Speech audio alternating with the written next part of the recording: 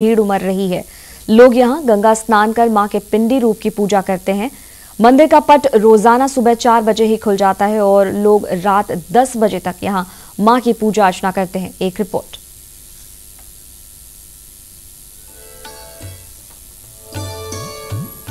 मुंगेर का चंडिका स्थान देवी के 52 सिद्ध शक्तिपीठों में से एक है। यहाँ देवी सती की बाईं आंख गिरी थी।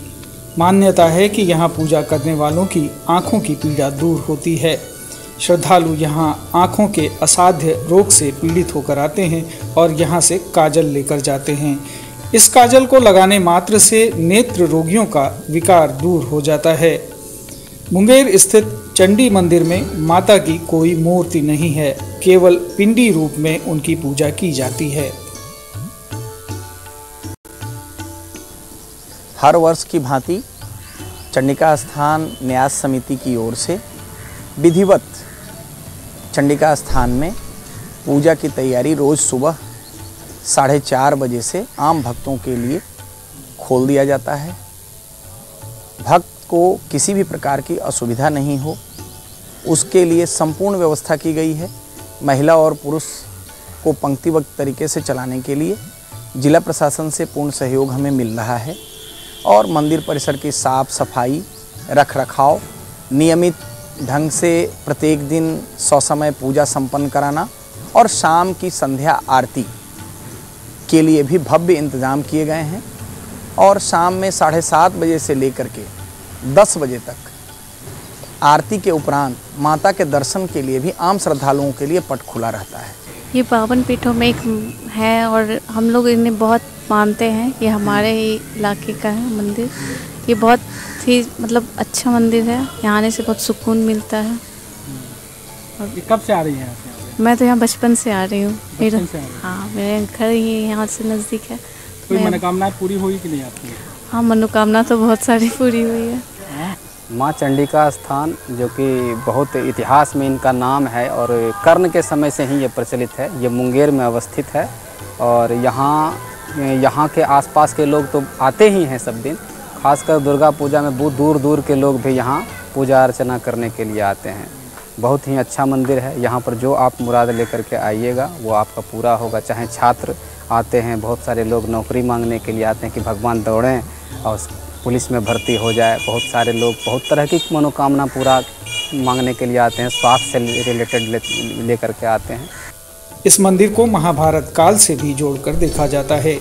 इसके अनुसार अंगराज कर्ण माता चंडिका की पूजा कर उनसे प्राप्त 1.25 मन सोने का रोज दान किया करते थे। जब ये बात राजा विक्रमादित्य को पता चली तो वो रूप बदलकर देखने आ पहुंचे। उन्होंने देखा कि राजा कर्ण ब्रह्म मुहूर्त में ही स्नान कर चंडिका स्थान स्थित खौलते तेल के कड़ाह में कूद जाते हैं और उनके मांस का 64 योगिनियां भक्षण कर लेती हैं। इसके बाद मां उनके अस्थि पंजर पर अमृत छिड़क कर उन्हें दोबारा जीवित कर देती हैं और कर्ण को पुरस्कार स्वरूप 1.25 मन सोना देती हैं।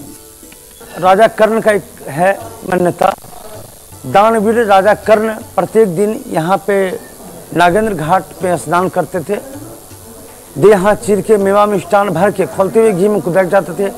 माँ उनकी पूजा से प्रसन्न होने के बाद उनको जीवित करती थी। जीवित करने के बाद जो है उनको 1.25 मन सोना, यही मंदिर है जो प्रत्येक दिन इस राजा कर्ण को 1.25 मन सोना दान होता था।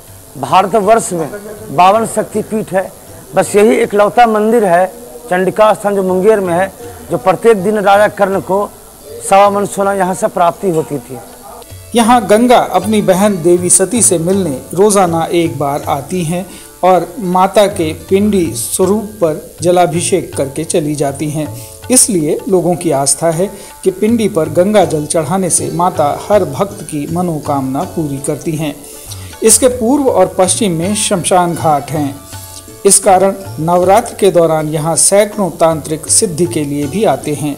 चंडिका स्थान में सुबह दुर्गा सप्तशती के पाठ के साथ ही शाम में संध्या पूजन और श्रृंगार पूजा भी की जाती है, जिसको देखने के लिए देश विदेश से श्रद्धालु पहुंचते हैं।